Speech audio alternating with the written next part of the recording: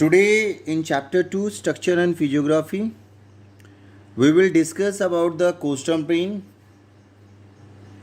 These coastal plains are one of the important physical feature of our country, and the coastal plains of our country can be divided into two portions.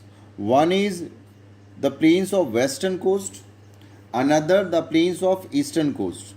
This whole region is of eastern coast, which is extended from the Sundarban Delta via Mahanadi River Delta to till Kanyakumari. And the western coastal plains is from Narmada to Kanyakumari. And these parts of Gujarat also consist in western coastal plain. So this way the western coastal plain is extended from Gujarat to Kanyakumari, and it has four divisions. One is Gujarat coast, Konkan coast, Kannada coast and Malabar coast. These are four coasts in which this western coastal plain can be divided. And the parts of eastern coast has two major portions. One is Nadan Sarkar, another is Coromandel coast. In the map you can understand this well. This shaded area of green is eastern coastal plain, and the eastern coastal plain lies between the Eastern Ghats and the Bay of Bengal.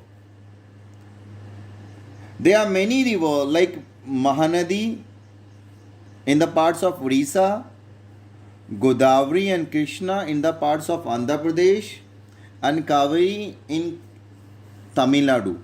And apart from many these rivers, other rivers are there which are forming deltas here. And due to the formation delta, this eastern coast seems very wide. You can see here. This is extended till the interior. And in between the Eastern Ghats, it is also here. You can see. On other hand, the western coastal plain, which start from Gujarat, it has two portions in Gujarat. One is the coast of Kutch, another is coast of Kathiawar in the Kathiawar Peninsula. And in the parts of Maharashtra and Goa, this region is Konkan. In this region, this is called Konkan.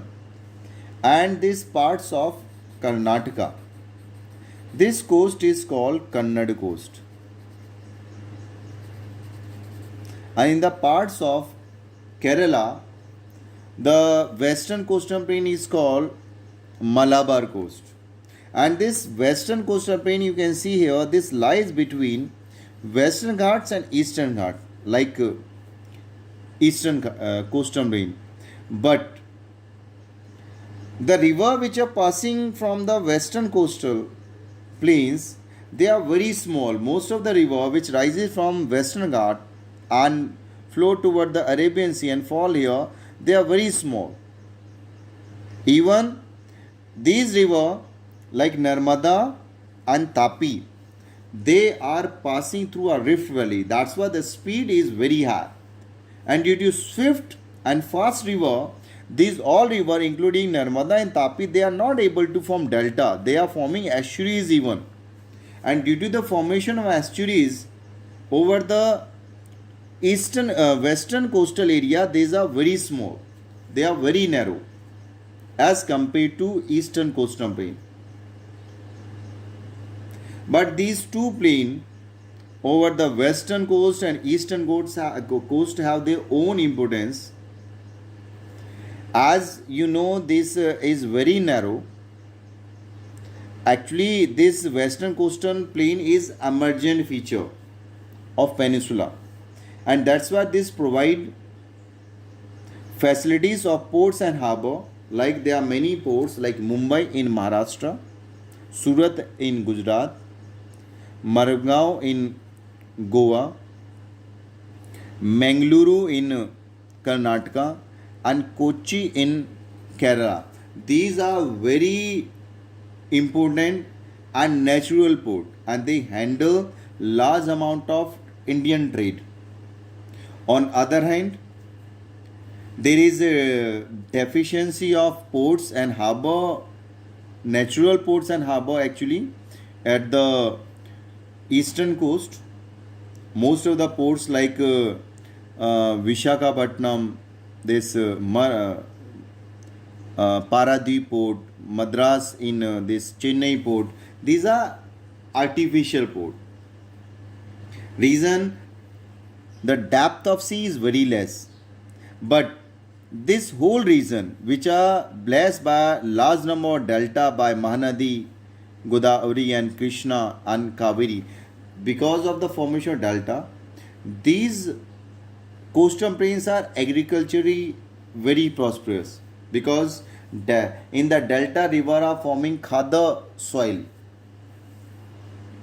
So this is all about the eastern and western coastal plain of India. Thank you.